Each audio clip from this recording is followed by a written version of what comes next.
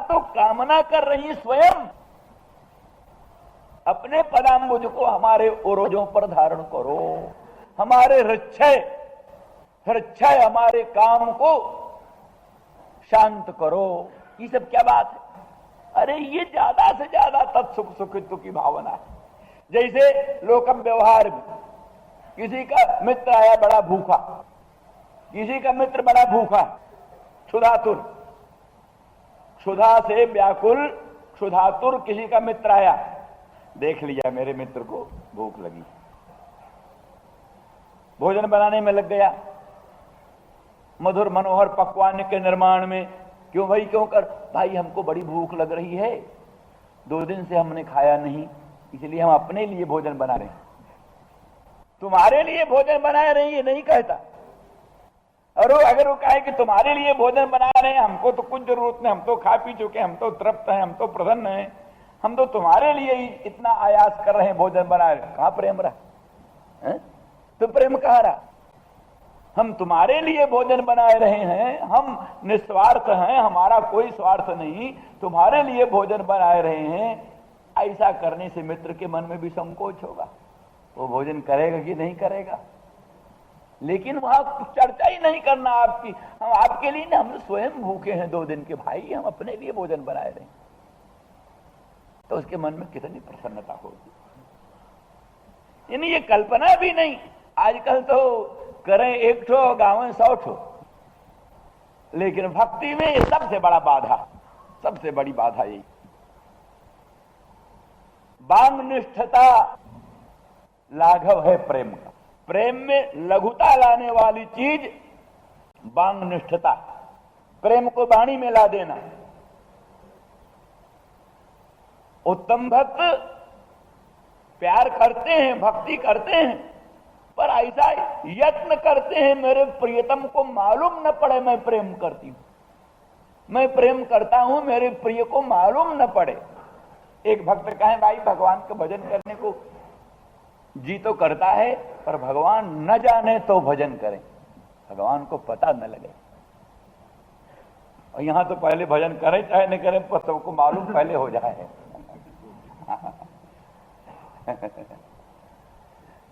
दो संत एक जगह रहे थे, तो जब लोग चले वले जाएं तो संत माला लेके बैठे, चेला संत।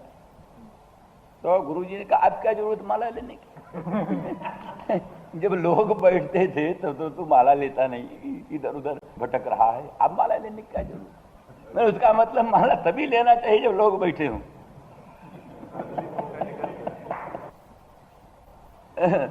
तो बड़ा सुंदर 2 श्लोक हैं इसके, 2 श्लोक। आविर्भाव दिने नयेन गणितो हेतुस्तनीयानपि। प्रेम तत्व वो वस्तु है जिसने आविर्भाव के दिन, जिस दिन पैदा हुआ, अपने पैदा होने के लिए जिसने सूक्ष्म से सूक्ष्म हेतु की कभी अपेक्षा नहीं की। कोई हेतु हो तो प्रेम हो, ये नहीं। आविर्भाव दिनेन जेन गणितो हेतु तनीयानपि। आविर्भाव के दिन जिसने तनीयान सूक्ष्मात सूक्ष्म हेतु की भी अपेक्षा नहीं, अर्थात बिना हेतु के ही उत्पन्न हुआ। जो सहेतुक है वो प्रेम का है, जो सहेतुक है वो प्रेम ही नहीं। प्रेम ही वही है जो निर्हेतुक। अहैतुक्य प्रतिहता जयात्मा संप्रसीदति। अहैतुक्य प्रतिहता क्या है? सबई पुंसाम परो धर्मो जतो भक्तिरधोक्षजे। अहैतुक्य प्रतिहता जयात्मा संप्रसीदति। पुरुषों का परम धर्म वो है, निष्काम कर्म का अनुष्ठान पुरुषों के लिए परम धर्म है, सर्वोत्कृष्ट धर्म है। ये तो भक्तिरधोक्षजे, उसी से अधोक्षज के चरणारविंद में भक्ति होती है। कैसी भक्ति चाहिए? कहते अहेतु की, ना हेतु फलानुसंधानम जस्यामता अहेतु की। हेतु नहीं, जिसमें फलानुसंधान की कल्पना भी नहीं। अब प्रतिहता, किसी प्रकार के विघ्नों से जो अभिभूत नहीं होने वाली है। अहेतुक्य प्रतिहता, कहते क्यों साहब, हेतु तो यही कह रहे हो, जतो भक्ति जता इस पंचम्यंत से हेतु तो स्पष्ट ही मालूम पड़ता है। तो कहने लगा अच्छा तो बताओ क्या हेतु हो सकती है, हेतु क्या हो सकता है भगवत भक्ति का। तो हेतु की जहां कल्पना किया है, आदौ आदौ श्रद्धा ततः साधु संगोथ भजन क्रिया ततो नर्थ निवृत्तिश्च ततो निष्ठा ततो रति ही, ये सब जो है क्या नाम क्रम। आदौ श्रद्धा, पहले श्रद्धा होनी चाहिए। श्रद्धा वेदांत वाक्यों में, गुरु वाक्यों में पूर्ण विश्वास ही श्रद्धा। आदौ श्रद्धा तथा साधु संग, फिर उसके बाद में श्रद्धा के साथ साधु पुरुषों का संग करो। आदौ श्रद्धा ततो साधु संगोथ भजन क्रिया, उसके बाद में भजन क्रिया। ततो अनर्थ निवृत्तिश्च, अनर्थ निवृत्ति उससे। ततो निष्ठा ततो रति, ये सब मार्ग है। कहा लेकिन हमको बतलाइए साहब आप, श्रद्धा क्या है? श्रद्धा भी तो भक्ति है, श्रद्धा भी तो भक्ति का ही रूपांतर है। तो अब जब श्रद्धा स्वयं भक्ति है तो ये किससे हुई सो बताओ। इसलिए निष्कर्ष ये है कि कोई दूसरा हेतु नहीं दिखाई देता। जहां हेतु है भक्त्या संजातया भक्त्या, भक्त्या संजातया भक्त्या, यहां एक भक्त्या साधन रूपा, संजातया भक्त्या है साध्य रूपा भक्ति, माने साधन रूपा भक्ति से संजात जो फल रूपा भक्ति। तो भक्ति में साधन रूपा और साध्य रूपा दो रूप है वर्णन। तो कहते इसका मतलब ऐसे ही जैसे आमाम्र पक्वाम्र का हेतु, आमाम्र कच्चा आम पक्के आम का हेतु। यहां दो थोड़ो न वस्तु है जिसमें हेतु हेतु मत भाव हो। असल में आम एक ही है, उसी की अपक्वावस्था पक्वावस्था का हेतु। अपक्वावस्था विशिष्ट आम्र, पक्वावस्था विशिष्ट आम्र का हेतु हुआ। ये इस प्रकार से औपाधिक कार्य कारण भाव काल्पनिक है, जैसे आमाम्र पक्वाम्र का हेतु, इसी प्रकार से अपरिपक्व भक्ति परिपक्व भक्ति का हेतु। लेकिन भक्ति स्वतंत्र किसी से किसी दूसरे कारण से उत्पन्न होती हो, ये बात तर्क से सिद्ध नहीं। इसीलिए सिद्धांत ही है कि जैसे सच्चिदानंद घन भगवान सदरूप से सारे प्रपंच में अनुस्यूत हैं, घट सन पट सन प्रपंच सन, सदरूप से परब्रह्म सब में अनुस्यूत है। जैसे स्फुरन रूप से चित चित चित चिद रूप से स्फुरन रूप से भगवान सर्वत्र अनुस्यूत है। घट स्फुरत पट स्फुरत प्रपंच स्फुरत, स्फुरत स्फुरन रूप से सर्वेश्वर सर्वानुस्यूत है। जैसे इष्टा रसा प्रिया, इष्टा रसा प्रिया, तो रसरूप से भी परमात्मा तत्व ही सर्व प्राणियों में अनुस्यूत है। इसलिए परमात्मा स्वरूप रस ही भक्ति है, परमात्मा स्वरूप रस ही भक्ति है, वो स्वभाव से सर्वानुस्यूत है। जैसे सच्चिदानंद का सदंश सर्वत्र अनुस्यूत है, सच्चिदानंद का चिदंश सर्वत्र अनुस्यूत है, जैसे सच्चिदानंद का रसांश भी सर्वत्र अनुस्यूत है। वही रसांश प्रकट हो जाता है कभी वही भक्ति रूप में, वही कभी अपक्व भक्ति के रूप में प्रकट होता है, कभी परपक्व भक्ति के रूप में प्रकट होता है। वस्तुतः उसका हेतु कहीं से ढूंढा नहीं जा सकता। इसलिए बहुत श्रेष्ठ बात है, आविर्भाव दिने न जेन गणितो हेतु तनीयानपि। आविर्भाव के दिन में जिसने तनीयान सूक्ष्माति सूक्ष्म हेतु को भी कभी नहीं ढूंढा। और अपराध विधिना, अपराध हो जाए प्रेमी से कभी तो प्रभु फिर क्या उससे प्रेम कम हो जाए? अगर किसी अपराध से प्रेम कम हो जाए तो प्रेम ही नहीं है, प्रेमाभास था, प्रेम नहीं। प्रेम की तो उत्पत्ति में कोई हेतु नहीं, निर्हेतुक प्रेम प्रकट होता है। और भीषण से भीषण अपराध हो जाने पर भी उस प्रेम में कभी क्षीणता नहीं है। तभी तो सोई कर तो विभीषण केरी, सपने हो सो न राम ही हेरी। मूल मंत्र ये, न स्मरत्यपकाराणाम शतमप्यात्मवत्तया, हजारों अपकारों को भी कभी स्मरण ही नहीं करते, ध्यान में नहीं लाते। क्यों? प्रेम का स्वरूप ही है। क्षीयेतापि न चापराध विधिना, अपराध विधि से उसमें क्षीणता नहीं आती, कभी क्षीणता नहीं आती। क्षीयेतापि न चापराध विधिना नत्यान जो वर्धते। खूब लंबी चौड़ी साष्टांग दान करो तो प्रेम बढ़ जाएगा, वो अपराध विधि से वो क्षीण नहीं होता, और बाह्य उपचारों से उसमें वृद्धि नहीं, बाह्य उपचारों से उसमें वृद्धि नहीं होती। क्षीयेतापि न चापराध विधिना नत्यान जो वर्धते। स्वरूप क्या है? कहते पीयूष प्रतिवादिन। पीयूष जो अमृत है, अमृत का प्रतिवादी, अमृत उसके सामने तुच्छ हो जाता है। जिस सौभाग्यशाली को प्रेम तत्व मिल गया, प्रेम रस का एक बिंदु भी जिस महाभाग्यशाली पुरुष को मिल गया, पीयूष अमृत क्या होता है उसके सामने? पीयूष प्रतिवादिन जगती दुख द्रोह। जगती का जो दुख है उसका द्रोही। जहां प्रेम तत्व का प्रादुर्भाव है तहां त्रिजगती दुख व्यक्त ही नहीं हो सकता, त्रिजगती दुख व्यक्त ही नहीं हो सकता, कभी सामने आ ही नहीं सकता। त्रिजगती का दुख उसके सामने आ ही नहीं सकता। वही जैसे सूरज के सामने अंधियारी रात्रि आई नहीं, तो शुद्ध प्रेम तत्व के सामने त्रिजगती दुख कभी व्यक्त ही नहीं हो सकता, प्रकट ही नहीं हो सकता। प्रेमणस्तस्य किमद्य, प्रेमणस्तस्य गुरो किमद्य करवई बांग निष्ठता लाघवम। वो प्रेम गुरु तत्व, गुरु तत्व है। गुरु तत्व जो प्रेम वस्तु है उसको वाणी पर ला देना ही उसकी लघुता करना। हाँ, हमको तो भोजन वोजन की इच्छा नहीं थी, हम तो खा पी चुके थे, अब आप आए थे, आपको देखा भूख लगी हुई है और इसलिए इतना कष्ट सहन करके हमने भोजन बनाया। ये वाणी पर प्रेम खुला है, ये प्रेम वाणी पर आ गया। यही प्रेम में लघुता, छोटा करें सब कुछ प्रियतम के लिए, पर प्रियतम को कुछ न मालूम। सब कुछ प्रियतम के लिए करें पर प्रियतम को कुछ न मालूम। बांग निष्ठता, प्रेम में लघुता।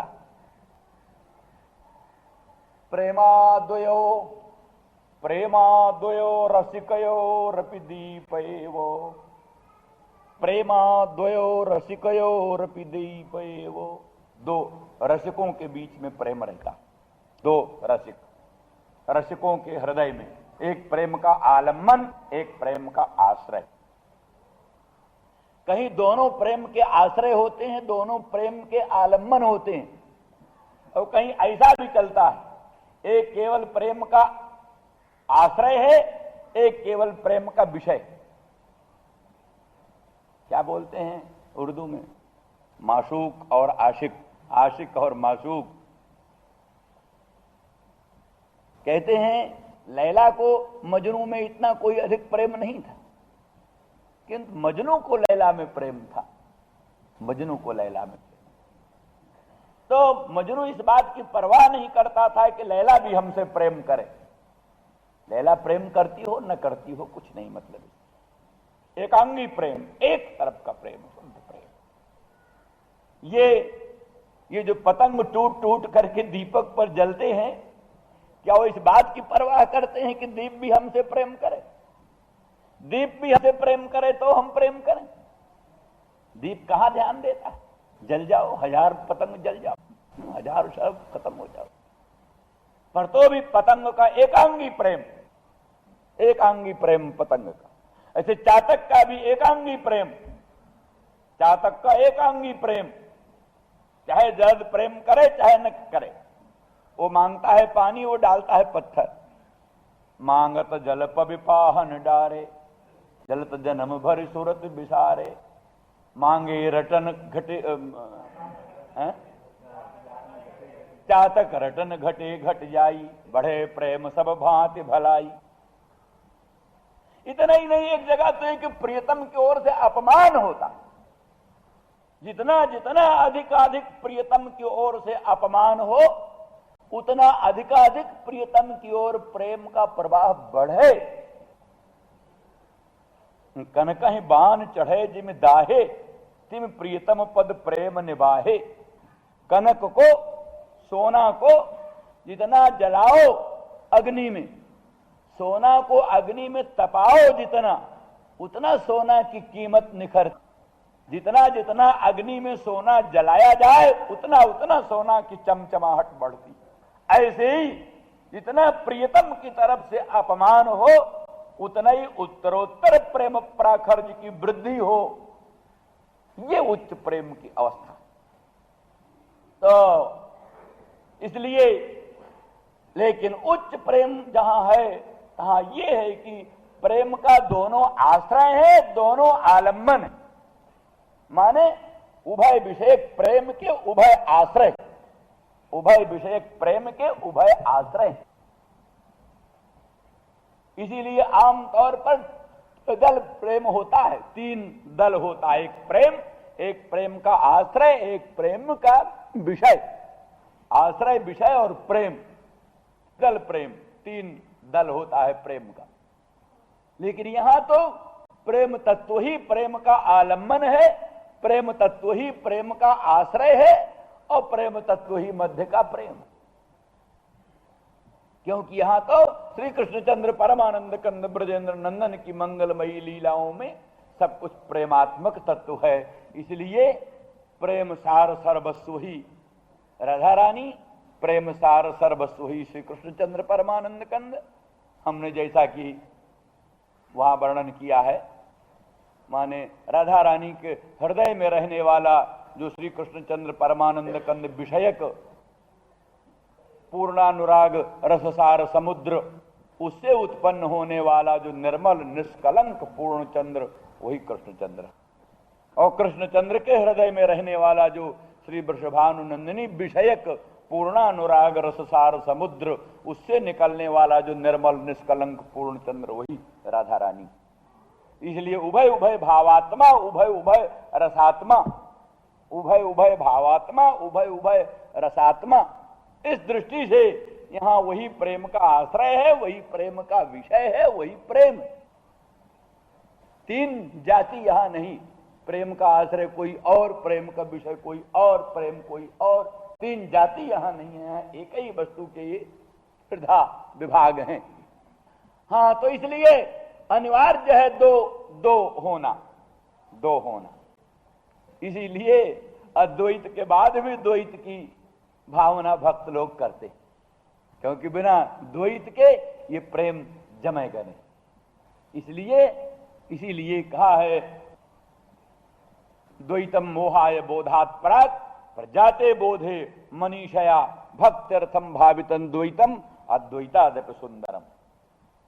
तत्वबोध के पहले द्वैत अवश्य अनर्थ का मूल है, लेकिन तत्वबोध के अनंतर गोस्वामी जी जैसे महापुरुष, तत्वविद, ब्रह्मविद वरिष्ठ, और उनका जो भेदभाव पूर्वक रामचंद्र राघवेंद्र के चरणों में भक्ति है, वो इसी कोटि की। जाते बोधे, बोध हो जाने के बाद भक्त्यर्थम भावितं द्वैतम, भक्ति के लिए उनका द्वैत, उनका द्वैत भक्ति के लिए है, क्योंकि भक्ति बिना द्वैत के बन नहीं सकती, इसलिए द्वैत है।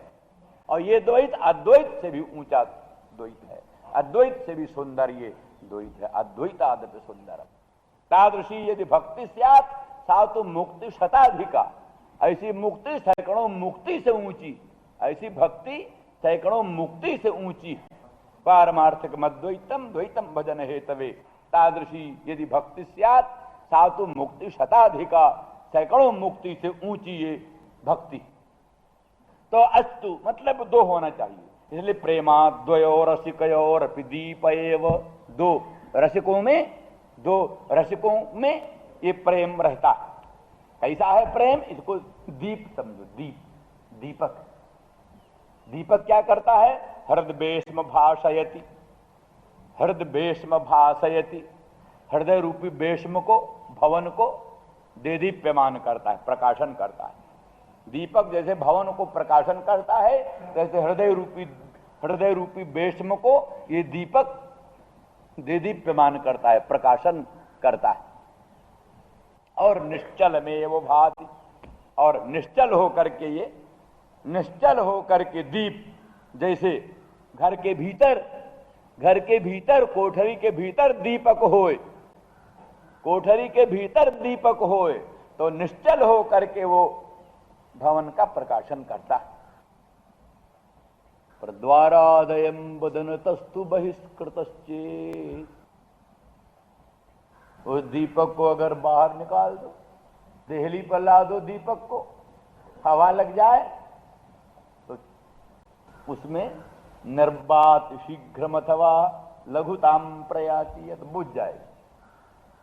घर के बाहर निकालोगे दीपक तो बुझ जाएगा, हृदय से बाहर निकालोगे प्रेम को, बुझ जाएगा, टोना लग जाएगा, प्रेम टोना लग जाएगा, प्रकट नहीं होना चाहिए।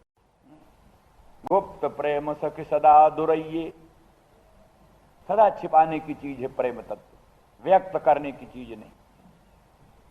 तो द्वारादयम बदन तस्तु बहिष्कृतश्चेत्, बदन रूपी द्वार से अगर बाहर आया ये प्रेम तो निर्वात शीघ्रम, जल्दी बुझ जाता, और ना भी बुझा तो लघुताम प्रयाति, लघुता तो जरूर आ जाती। जैसी उसकी जगमगाहट भवन के भीतर होती है, वायु से तो डगमगाने लगता है, लघुता उसमें आ जाती। इस दृष्टि से गोपांगना ये नहीं कहती है तत्सुख सुखी, प्रियतम के सुख ही उनका सुख है, प्रियतम के सुख से पृथक उनका कुछ सुख नहीं, प्रियतम के ही सुख के लिए सब कुछ भावना है। पर ये कैसे कहें, इसको वाणी में कैसे लाएं?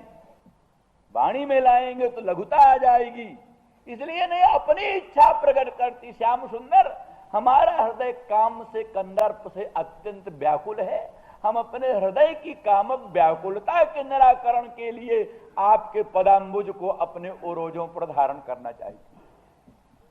ये जो अपनी इच्छा प्रकट करना है, अपनी इच्छा बता दिया कि उनका तो मनसा वाचा कर्मणा कोई व्यापार ही ऐसा नहीं जो सुसुख के लिए हो, सुदुख निवृत्ति के लिए हो। सुदुख निवृत्ति, सुसुख प्राप्ति के लिए स्वप्न में उनकी कल्पना ही नहीं उठती।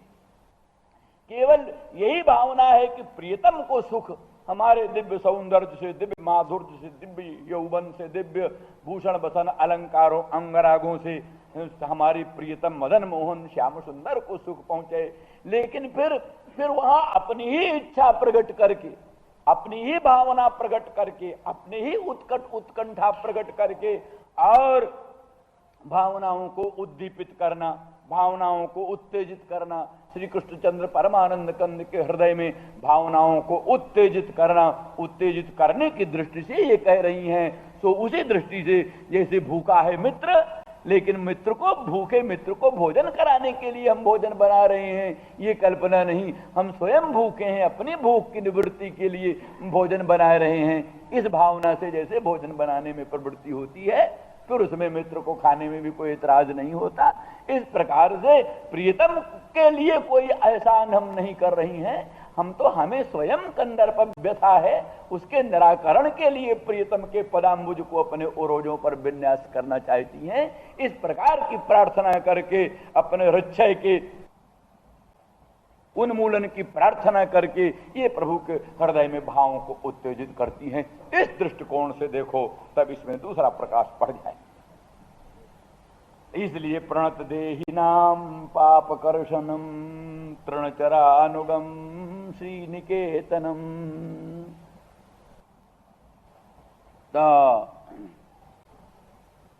तृणचरानुगम अर्थात वो जो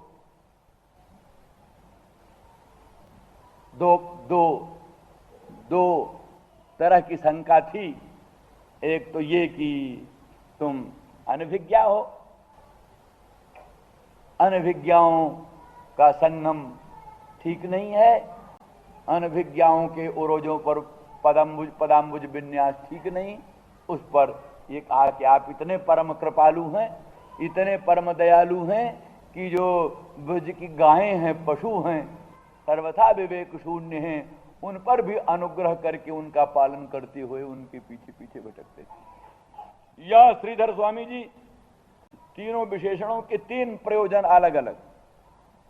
ये तो सामान्य न प्रणत देहि नाम पापकर्षणम, जो भी प्राणी प्रणत हुआ, आपको नमस्कार किया, आपके मंगलमय चरणारविंद की शरण आया, उसके पापों का अपनोदन कर देते हैं सामान्य न। शरणचरानुगम अनुकंपया, ये कृपा विशेष से, अनुग्रह विशेष से। अनुग्रह विशेष से ब्रज के पशुओं के भी पालन में तल्लीन रहते। किसी भक्त मनुष्य के पालन में भगवान तत्पर रहे, ये तो एक ठीक ही है, किंतु पशु जो है, ब्रज के पशु, उनके भी पालन करने में अपने कोमल चरणारविंद से उनके पीछे पीछे चलते।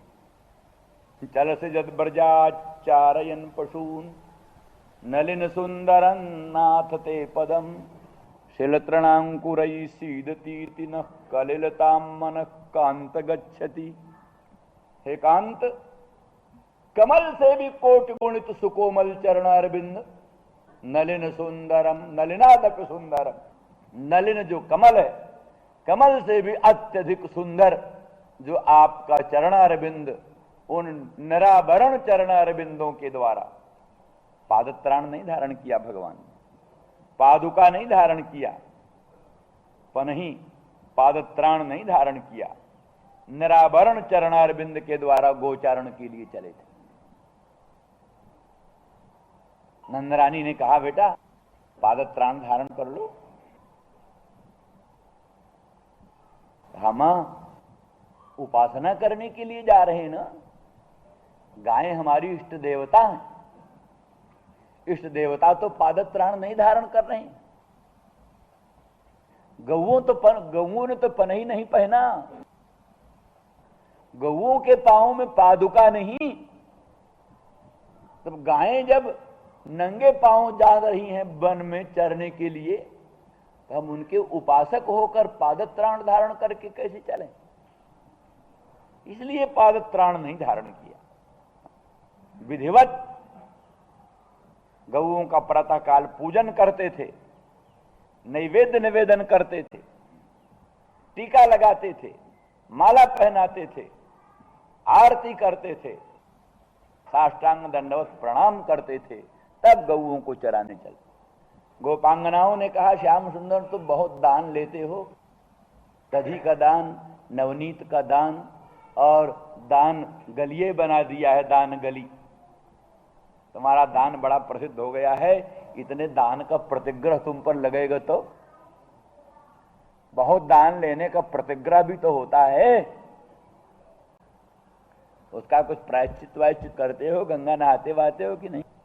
तो श्याम सुंदर ने कहा, सखी गोरज गंगा नहाती, गौएं चलती हैं तो गौओं के पांव से जो धूली उड़ती है, उसी धूली में हम नहा लेते हैं, गोरज गंगा का स्नान करते और गौओं का नाम जपते हैं। काली, धौरी, धूमली, गंगा, जमुना आदि गौओं का नाम जपते हैं। गौओं का नाम जप और गोरज गंगा में स्नान, यही हमारा ऐसा दिव्य प्रायश्चित है कि सारे तुम्हारे दान का साफ का इसमें अंतर्वाह हो जाए। अलग कोई गंगा नहाने की जरूरत नहीं। तो अनुकंपा, अनुकंपा विशेष से तृणचरानुगम, श्रीनिकेतनम सौभाग्यातिशयेन, सौभाग्यातिशयेन, इन पदाम्बुज में सौभाग्यातिशय है कि श्री अनंत कोटि ब्रह्मांड की ऐश्वर्याधिष्ठात्री महालक्ष्मी इन चरणों में ही निवास करती। उसको जगह तो मिल गई वक्षस्थल में, लेकिन वक्षस्थल में उसको रहना पसंद नहीं आया, वक्षस्थल में रहना पसंद नहीं आया, उसने प्रभु के पदाम्बुज को ही अपना निकेतन बनाया, इसलिए श्री निकेतनम। श्री का ऐश्वर्याधिष्ठात्री महाशक्ति का निकेतन ये चरणारविंद। लिखा है ना, श्रीरजत पदाम्बुज रजश्चकमे तुलसिया लब्ध्वापि बक्षसि पदं किल भृत्य जुष्टम यस्यास्वीक्षण कृतेन सुर प्रयास तदवद भयंच तव पाद रज प्रपन्ना। तो कहते हैं जिस पदाम्बुज रज को श्री ऐश्वर्य अनंत ब्रह्मांड की ऐश्वर्याधिष्ठात्री महालक्ष्मी जिस पदाम्बुज रज को तुलसी सपत्नी के संग में रहकर भी उसी को पसंद करती, निस्सपत्न वक्षस्थल को नहीं पसंद करती। माने सपत्नी रहित वक्षस्थल में रहना पसंद नहीं करती, क्योंकि सपत्नी तुलसी के सहित भी भगवान के पदाम्बुज में ही रहना पसंद करती है। इसलिए श्री निकेतनम, ये चरणाम्बुज श्री निकेतन है। एतावता सौभाग्यातिशय कृपया तृणचरानुगम सौभाग्यातिशयन, ये क्या नाम, श्रीधर स्वामी की व्याख्या। सौभाग्यातिशयन श्री निकेतनम।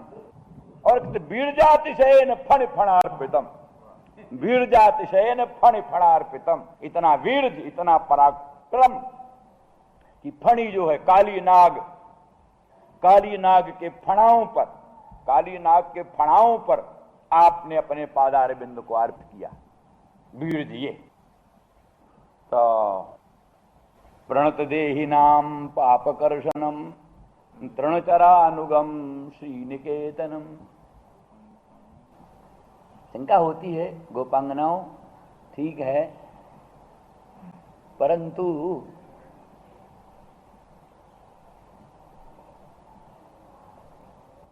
तुम्हारे दिव्य सुंदर ओरोज, उन पर हम पदार बिंद विन्यास करें, ये ठीक नहीं लगता। इतने सुंदर दिव्य सौंदर्य माधुर्य पूर्ण तुम्हारे ओरोजों पर हम पदाम्बुज का विन्यास करें, ठीक नहीं जचता।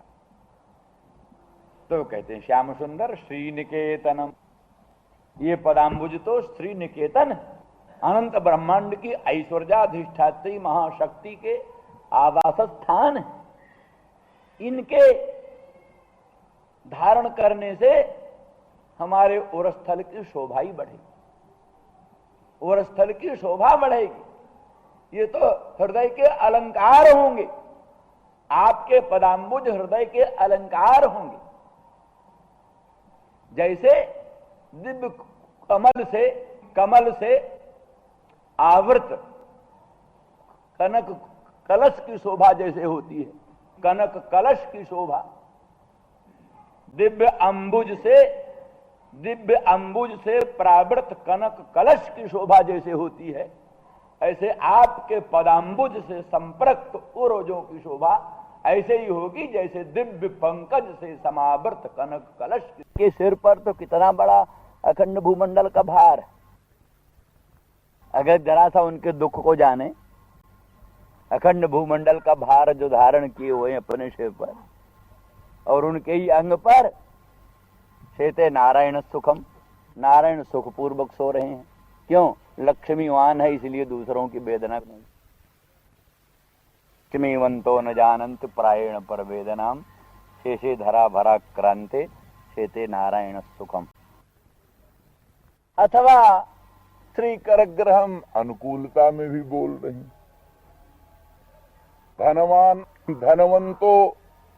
धनवंतो विजानंती करुणा पर वेदनाम, धनवंतो विजानंती करुणा पर वेदनाम।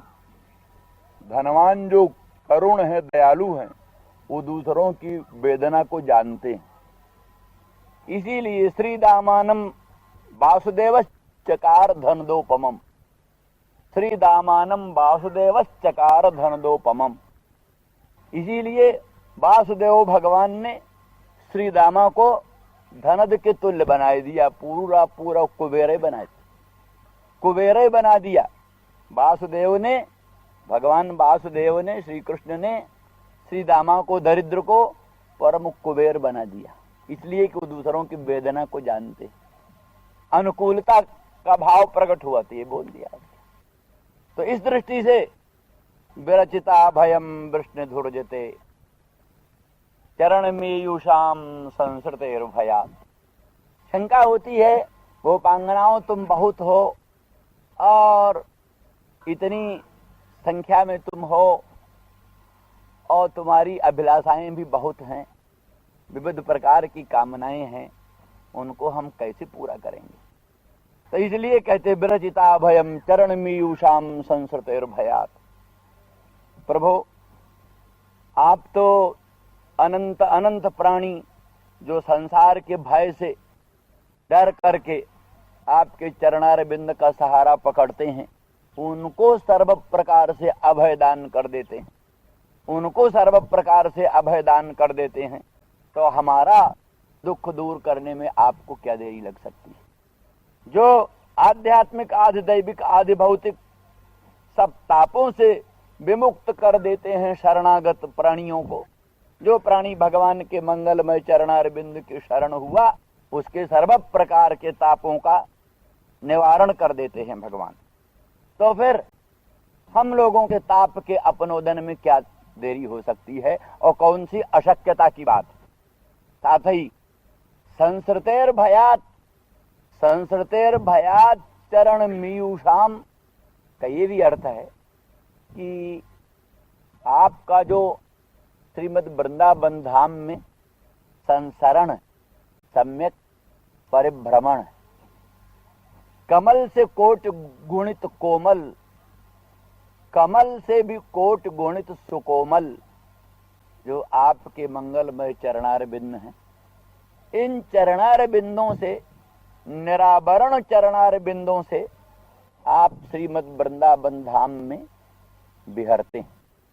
आगे कहेंगे नलिन सुंदरम नाथ ते पदम तृणशिलांकुरई शीदतीति न कलिल चलस जद ब्रजाचारयन पशून, चलस जद ब्रजाचारयन पशून नलिन सुंदरम नाथ ते पदम शिल तृणांकुरई शीदतीति न कलिलताम मन कांत गच्छति। नलिन से भी, कमल से भी अति सुंदर, कमल की सुंदरता संसार में प्रख्यात है, पर नलिनादपि सुंदरम, कमल से भी अति सुंदर आपके चरणार बिंद है। कहते हैं लक्ष्मी भी अपने सुकोमल हस्तार बिंद से भगवत पाद पंकज को स्पर्श करने में सकुचाती। मेरे हस्तार बिंद कठोर है और प्रभु के मंगलमय चरणार बिंद बड़े कोमल है, कहीं हमारे हस्तार बिंद का आघात प्रभु के चरणों में न लग जाए। लक्ष्मी सकुचाती। जो लक्ष्मी के हस्तार बिंद इतने कोमल हो सकते हैं कि जिसके चरणार बिंद बड़े कोमल है। मृदिमा की अधिष्ठात्री महालक्ष्मी, दुनिया में जो कोमलता होती है ना, कोमलता, मृदिमा की अधिष्ठात्री महालक्ष्मी बड़ी कोमल है। कितनी कोमल है? कमल की कोमल पाखुड़ी के भी गड़ने का डर रहता है जिसके चरण में। मृदिमा की अधिष्ठात्री महालक्ष्मी का चरण इतना कोमल है, कमल की कोमल पाखुड़ी के गड़ जाने का डर रहता है। कमल की कोमल पाखुड़ी भी कहीं गड़ न जाए। मृदिमा की अधिष्ठात्री महाशक्ति हुई भाई, मृदिमा कोमलता, मृदिमा की अधिष्ठात्री महालक्ष्मी, उसके चरणार बिंद इतने कोमल, पर उसके हस्तार बिंद कितने कोमल होंगे। फिर वो अपने इतने कोमल हस्तार बिंद से भगवान के पादार बिंद को स्पर्श करती हुई सकुचाती। ऐसे नलिन सुंदरम, नलिन से भी सुंदर आपके चरणार बिंद, उन्हीं चरणार बिंद से चल से जब ब्रजाचारयन पशून, गौओं को चराते हुए जो आप वृंदावन धाम में बिहरते हैं, तो हमारे मन में इससे बड़ा ताप होता है। आपके विरह से उत्पन्न होने वाला जो कामोन्माद का संताप, कामोन्माद का संताप, इस संताप से भी बड़ा संताप ये, आपके विरह से, विरह व्यथा से, कामोन्माद से जनित ताप से भी बड़ा ताप ये है कि आपके पादार बिंद में कहीं दूर्बा, तृण, कोई अंकुर गढ़ता होगा, ये चिंता रहती है, संताप रहता। इतने कोमल चरणार बिंद में कहीं वृंदावन धाम के तिनके गढ़ न जाए, दूरबा गढ़ न जाए, कहीं कोई कुशा का कोई डाभ गढ़ न जाए। ये संताप, इतना संताप रहता है कि वो दूसरा ताप उसके सामने नगण्य प्रतीत हो। इसीलिए आगे आएगा ही, जत्ते सुजात चरणाम्बुर्हम स्तनेषु भीता शनै प्रिय दधी महि कर्कशेषु तेना टवी मटस जद व्यथते न किंस्वित कूर्पाद भ्रमत धीर भवदायुषानः। यद्यपि आपके विरह जन्य तीव्र ताप को उपशांत करने के लिए उत्कट उत्कंठा होती है कि आपके मंगलमय चरणार बिंद को अपने उरस्थल में धारण करें, ऐसी उत्कट उत्कंठा होती है। और आपके चरणार बिंद को उरस्थल में, उरोजस्थल में धारण करने से संपूर्ण प्रकार के तापों का अपनोदन भी संभावित है। लेकिन फिर भी हमको ये डर लगा रहता है, आपके चरणार बिंद बड़े सुकोमल हैं, हमारे उरस्थल बड़े कठोर हैं, इससे कहीं आपके चरणार बिंद में आघात लग गया, पीड़ा हो गई तो कैसे होगा। इस घोर संताप के भय से, इस घोर संताप के भय से हम तीव्राति तीव्र भवद विरहजन्य तीव्र ताप की वेदना का सहन करती हैं, पर आपके कोमल चरणार बिंद को उरस्थल में धारण करने में हिचकिचाती। इसलिए ये जो संसरण है श्रीमद वृंदावन धाम में आपके मंगलमय चरणार बिंद का भ्रमण है, इसके भय से ही, उसके डर से ही हम आपके चरणार बिंद के समीप में आई। इसी तरह से ये भी बात है कि संसरण जो हृदय में, हमारे हृदय में जो भवद विषयक काम का संसरण है, भवद विषयक आपके संबंध में जो काम है, यानी भगवत संबंधी जो काम है, के विवरण कई बार खूब कर चुके हैं। भगवत संभोग सुख अनंत ब्रह्मांडाधिष्ठान स्वप्रकाश परात्पर पर ब्रह्म स्वरूप जो भगवान, भगवत संभोग सुख, तद विषयनी जो कामना, उत्कट कामना, क्योंकि प्रेमैव गोपरामाणाम काम जगमत प्रथाम, गोपरामाओं का, गोपांगनाओं का जो भगवत विषयक शुद्ध प्रेम, वही काम पद व्यपदेशी। उस काम का जो संसरण, सम्यक हृदय में उसका संचार, उस संचार के भय से, उस संसरण के भय से, संसृतेर भयात चरण मीयूषाम, काम के हृदय में जो काम का संचरण है, उस संसरण के भय से आपके चरणार बिंद की शरण आई। तो उस भय को दूर करने के लिए आप अपने हस्त पंकज को हमारे सिर पर धारण करें। तो आपके हस्त पंकज क्या है? मानो पंचमुख शंकर। नख जो हैं यही चंद्रमा है। नख रूपी शशि को धारण करने वाले मानो चंद्रमौली पंचमुख भगवान शंकर। तो भगवान शंकर, पंचमुख शंकर यदि हमारे सिर पर विराजमान होंगे तो वो स्मर ज्वर को दहन कर देने में बड़े समर्थ है, क्योंकि उनके दृष्टि मात्र से ही तो स्मर नष्ट हो गया था। इसलिए आपके ये मंगलमय हस्तार बिंद जो पंचमुख शंकर के सदृश शशिधर, पंचमुख शशिधर के तुल्य ये जो हस्तार बिंद हैं, ये हमारे सिर पर विन्यस्त होंगे तो स्मर ज्वर, स्मरताप तत्क्षण अपने आप समाप्त हो जाएगा। इस अभिप्राय से ही भगवान के लिए कहा कामदम। इसीलिए कहा चौरो जो नवनीतस्य जारो जो ब्रज जोशिताम। चौरो जो नवनीतस्य जारो जो ब्रज जोशिताम,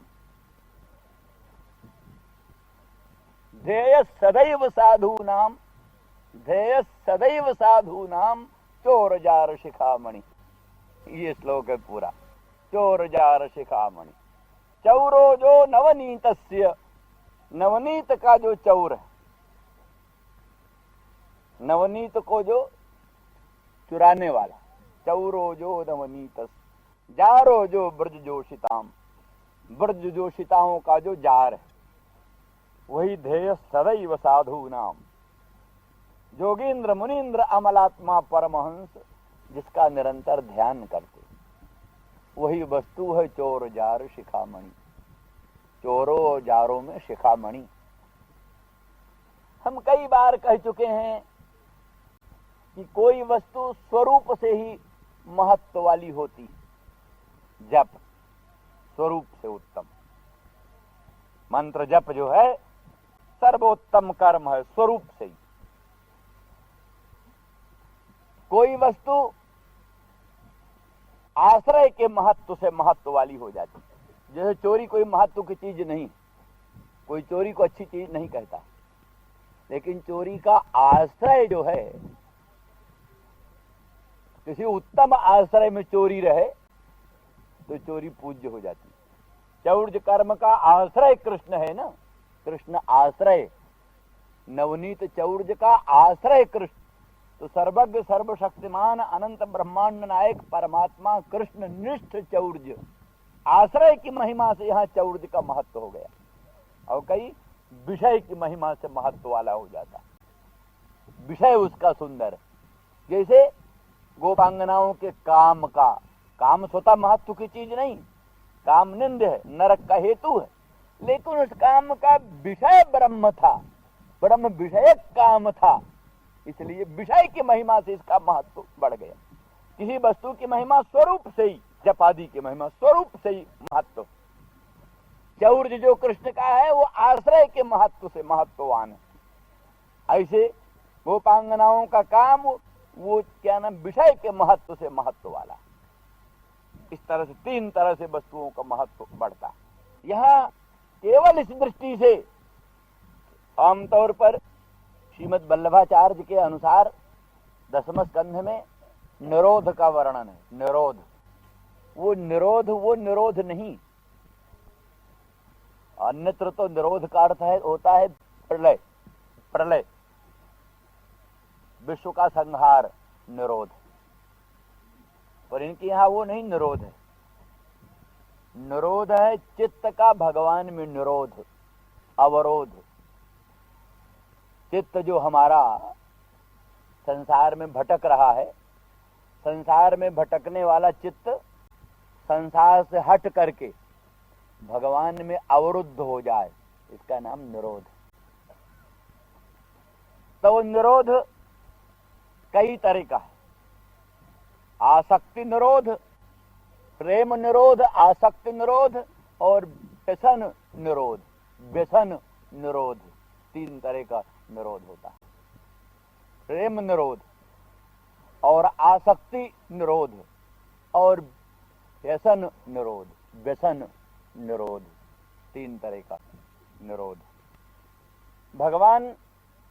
भगवान का मंगलमय स्वरूप में तीन बात है। एक तो सौगंधपूर्ण उत्पलाब्ज माला भगवान ने धारण कर रखा है। उत्पल की माला, कमल की उत्पल की माला, उत्पलाब्ज माला धारण कर रखा है। उत्पलाब्ज माला में सौगंध की अभिव्यंजना हो रही, लोकोत्तर सौगंध। भगवान के श्री अंग का सौगंध, भगवान के अंग में विलिंपन किया हुआ जो कुंकुम मिश्रित हरिचंदन, उसका सौगंध है। और उत्पलाब्ज माला का सौगंध है। और रासेश्वरी नित्य निकुंजेश्वरी राधा रानी के मंगलमय श्रीअंग संग का सौगंध है। रासेश्वरी नित्य निकुंजेश्वरी राधा रानी के अंग का सौगंध है।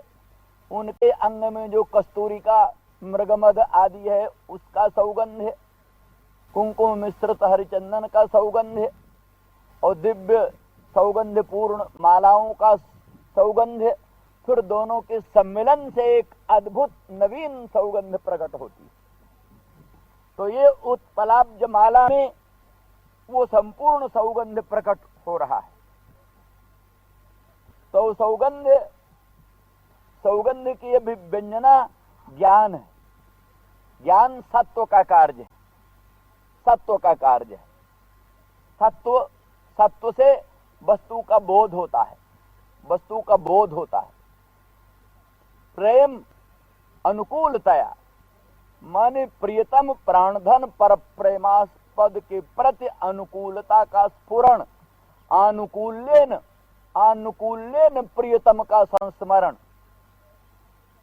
परमानुकूल्येन प्रियतम प्राणधन का संस्मरण, और इस इत्याकारक जो प्रेम की अभिव्यक्ति, शुद्ध प्रेम तत्व की अभिव्यक्ति, उस प्रेम तत्व की अभिव्यक्ति से जो मन का एवं विध भगवत स्वरूप में निरुद्ध हो जाना, ये कहलाता है प्रेम निरोध।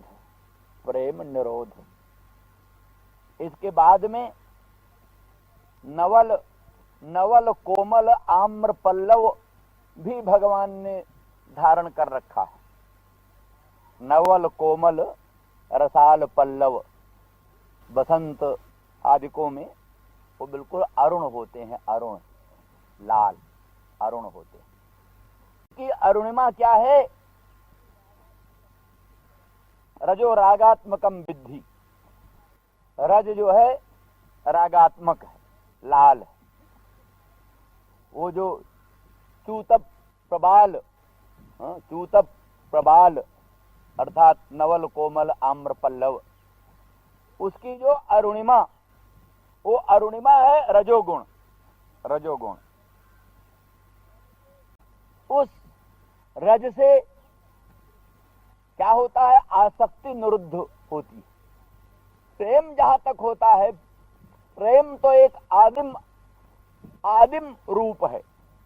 प्रेम आदिम रूप है, अनुराग का प्राथमिक रूप, जहां ध्येय स्वरूप का भी पूर्ण रूप में परिस्फुरण होता रहता है। ध्येय स्वरूप का पूर्ण रूप में परिस्फुरण होता रहता है, उसमें अनुकूलता का भी स्फुरण होता रहता है, और उसके प्रति उसके अनंत सौंदर्य, अनंत माधुर्य, अनंत सौरस्य, अनंत सौगंध आदि को लोकोत्तर दिव्य गुण गणों का स्फुरण, अनुकूलता का स्फुरण, ये सब होता रहता है प्रेम। इस प्रेम भावना से जो मन का निरोध भगवान में है, प्रेम निरोध। आसक्ति में फिर एक ज्ञान विज्ञान धूमिल पड़ने लगते हैं। आसक्ति हो गई, किसी को किसी में आसक्ति हो गई, आसक्ति में फिर वो ज्ञान विज्ञान धूमिल पड़ने लगते हैं। फिर एक प्रकार की प्रेम में दृढ़ता, लगाव का अधिकाधिक विस्तार, आसक्ति, उस आसक्ति से, उसी आसक्ति की सूचना नवल कोमल आम्र पल्लव में है। और प्रकाश के बाद में कुलाल में हलचल होनी चाहिए, और हलचल अगर निरंतर हलचलें चलती रहे तो चीजें खत्म हो जाए। बढ़ई ने बसूला लिया और काष्ठ को छीलना शुरू किया और रुके नहीं कहीं, हाथ चलता ही चले तो काष्ठ खत्म हो जाए। इसलिए उचित प्रकाश, उचित हलचल और उचित अवरोध, यही तीन गुण है सत्व रजतम। सत्व का मतलब प्रकाश, रज का मतलब हलचल, तम का मतलब अवष्टम रुकावट।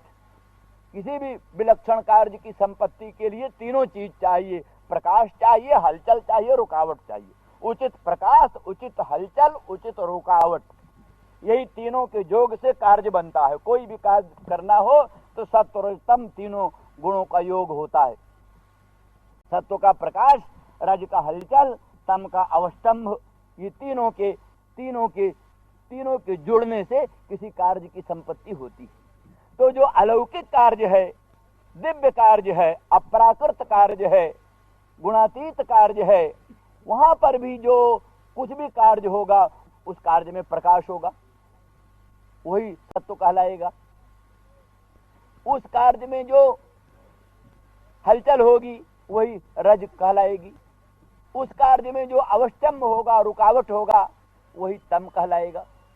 तो इस तरह से श्री गोपांगनाओं में, पूर्णतम पुरुषोत्तम श्री कृष्णचंद्र में, रासेश्वरी नित्य निकुंजेश्वरी राधा रानी में प्रकृति और प्रकृति के गुणों का सन्निवेश न होते हुए भी